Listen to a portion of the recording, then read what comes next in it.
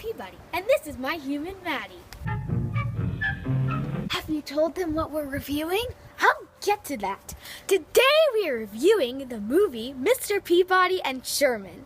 We've always been big fans of Peabody and Sherman. A couple years ago, we went through a Rocky and Bullwinkle phase. We binge-watched all the episodes, and Mr. Peabody and Sherman were our favorite. So we were obviously psyched for this movie. First, I thought they'd ruin it, like all other cartoon comebacks.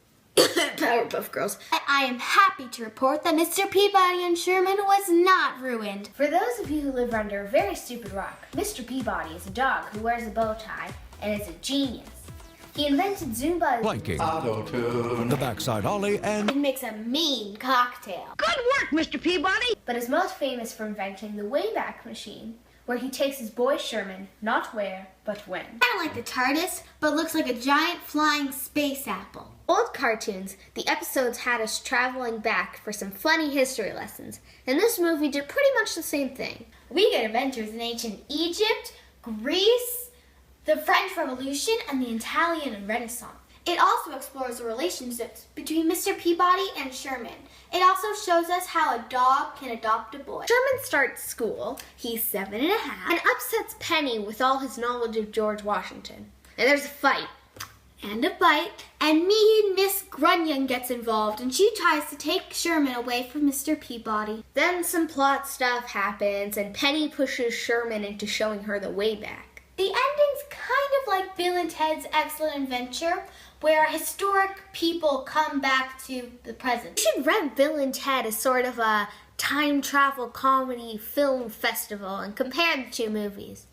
But this one has more butt jokes. His name rhymes with butt. In this movie, Mr. Peabody is voiced by Ty Burrell, who you probably know from Muppets Most Wanted. And Ariel Winter voices Penny, also from Modern Family. So she voices Sophia in Sophia the First. And throughout the movie, Penny sounded a lot like Sophia. And we knew it wasn't Tim Gunn, but Mr. Peabody at times sounded a lot like him. make it work. The guy who voices Tut also is Prince James. It's like a Sophia the First in Modern Family party. Patrick Warburton Krog! voices Agamemnon. We're actually learning about him in social studies. It's how we got our dad to go see this movie. Everybody loves Patrick Warburton.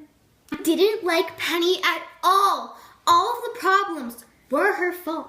And she only sort of apologized. And she wasn't redeemed at the end. They just accepted her apology.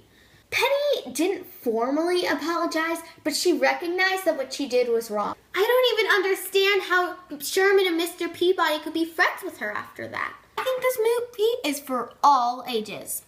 I loved it. My parents laughed. Maddie cried. No, I didn't. You just made that up. You're lying. See, No. her ears are red. Her ears are red. She's smiling like a big doll. I'm not. Anyway, everybody loved it. It's definitely Tweeks approved. Bye.